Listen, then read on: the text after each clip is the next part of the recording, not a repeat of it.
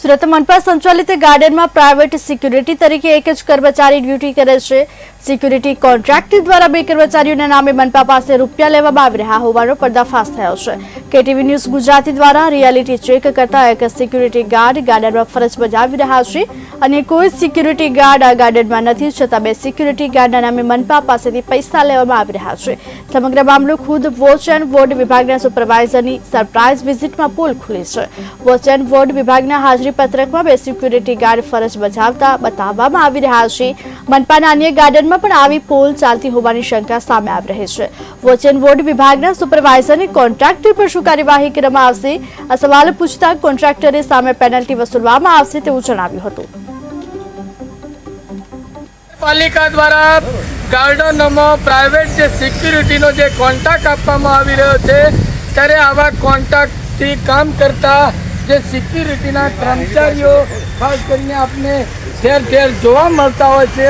સિંગણપોર કોટલે ખાતે આવેલા પ્રેમાનંદ ગાર્ડન ઉપર સિક્યુરિટી તરીકે ફરજ બજાવી રહ્યા છે એક કર્મચારી, પરંતુ સુરત મનપાના ચોપડે બે કર્મચારીઓની જે હાજરી જોવા મળી રહી છે। અત્યારે વોચ એન્ડ વોર્ડ વિભાગના ખાસ કરીને અત્યારે જે અધિકારી પહોંચ્યા છે તેમની સાથે આપણે વાત કરીએ કે સુરત મનપા દ્વારા ગાર્ડનમાં કેટલા લોકોની સિક્યુરિટી તરીકે ફરજ જોવા મળી રહી છે।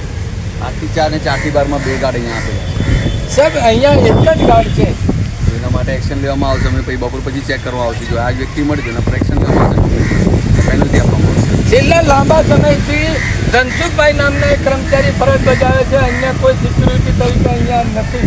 અમે ઓનલાઈન કમ્પ્લેન કર્યું એટલે અમે પ્રોપર ચેકિંગ કરી પછી એને પેનલ્ટી આપી। કોનામાં કોન્ટ્રાક્ટર શું તેની પર કોઈ કાર્યવાહી કરવામાં આવશે? ચોક્કસ કે એમની પેનલ્ટી આપવામાં જ આવે ને, ખોટું કરે નોમના હિસાબે તેને પેનલ્ટી આપવામાં જ આવે ને। ત્યારે આપણે વાત કરી રહ્યા છીએ જે પ્રેમાનંદ ગાર્ડન ઉપર સિક્યુરિટી તરીકે ફરજ બજાવતા ધનસુખભાઈ, કેટલા સમયથી આપ કામ ફરજ બજાવો?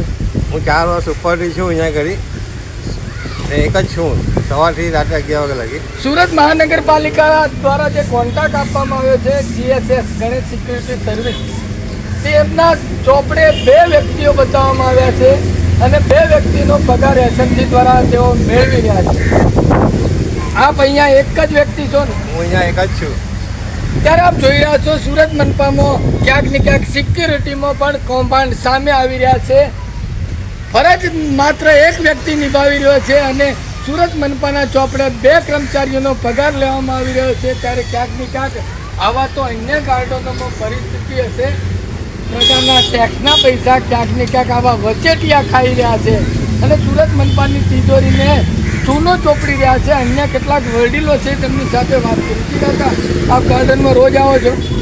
હું અહીં કસરત કરવા રોજ આવું છું। આવડા સાધન ઉપર હું કસરત કરું છું। મને હાથને એવું દુખતું હતું, આ દુખતીથી કસરત કરું છું, ત્યારે ઘણું સારું છે, રોજ આવું છું। ખાસ કરીને આ કાકા જ અહીંયા ફરજ બજાવી રહ્યા છે। સુરત મનપા દ્વારા જે રોજ નિયમિત હાજરી પૂરવામાં આવે છે તેમાં બે વ્યક્તિની હાજરી પૂરીને બે વ્યક્તિનો પગાર લેવામાં આવે છે। હું તો આ કાકાને એકને જ ભાળું છું, કાયમ માટે કાકાને એકને જ ભાળું છું હું।